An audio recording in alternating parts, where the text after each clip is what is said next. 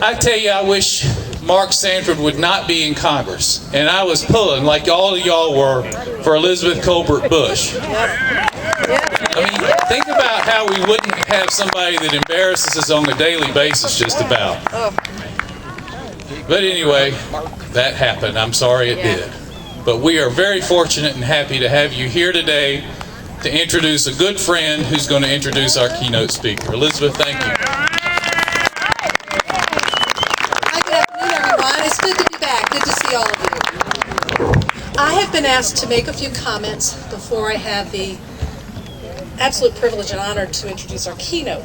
So, what I'd like to say first, Andy, thank you for the kind introduction.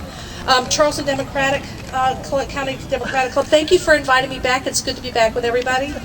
And Representative Whipper, congratulations on receiving that distinguished award of the Marjorie Amos Frazier Award. It's absolutely so well deserved.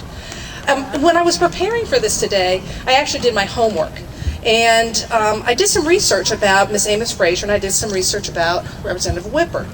And so what I found out about the two of them was actually strikingly amazing. But then I realized that it really wasn't so amazing, because I realized it really was the thread of who we are. It's the thread of what we stand for. It is, I know you all have heard this before in the commercials, it is our human element, it's our DNA, and preparing for 2014, 2016, it is our village. And these two women are an absolute exemplary example of what that is. I want to quote Marjorie Amos Frazier, if I may. And here's one of the things that's so very important about our DNA and about Ms. Whipper, about Ms. Frazier, about everybody who is here today. I quote Ms. Amos Frazier by saying, she had seen so much works that weren't going on, so much wrongdoings that were happening, that she felt she needed to stand up, and there was a need for change, and that's why she stepped up. That's why Ms. Whipper stepped up. That's why we all step up. So let me just give you a couple bullet points about the common things between the two, which really is the common thing between all of us, okay? They both were mothers. One had 5 children, one had 6. They both worked to desegregate public schools and education and commerce. They both committed to improving the access to education. They both worked diligently to get people the right to vote and get them to register to vote. They both worked to give access of human needs. And this is something that we're going to talk about, and was part of the platform, is that the basic human needs need to be delivered, and that's utilities and waters and communications. And both women were the first women to be elected. One to Charleston County Council, and the other one state official from the Tri-County area. The bottom line, these two women are both very gentle women, and they're both women of blue steel determination. So again, please give another hand to Representative Whipper.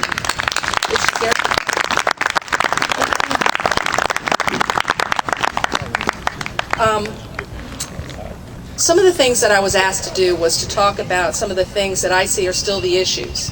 You just heard a list of things that we talked about from Ms. Amos Frazier and Ms. Whipper. Those things are still real. Those things are still happening. These are the things we still need to address. Our state is still segregated. Even our congressional districts are segregated. We have extreme rural poverty, and that needs public service and utilities. It's still going on in our state. We have no women in the House of Representatives in South Carolina, nor in our federal delegation. We're ranked highest in the nation for violence against women. Yet just one of our federal delegation voted in favor of the Violence Against Women Act. Just one. We speak of the courage of these women, and justly so. Very courageous. But I have been honored to introduce a man of courage, perseverance, determination. I mentioned just a moment ago about the one vote for the state of South Carolina for the Violence Against Women Act. Just to tell you one of the many things this man has done and stood up for us as the state of South Carolina, to tell the nation and to tell the world that who we are, how great we are, how brave we are, and how determined we are.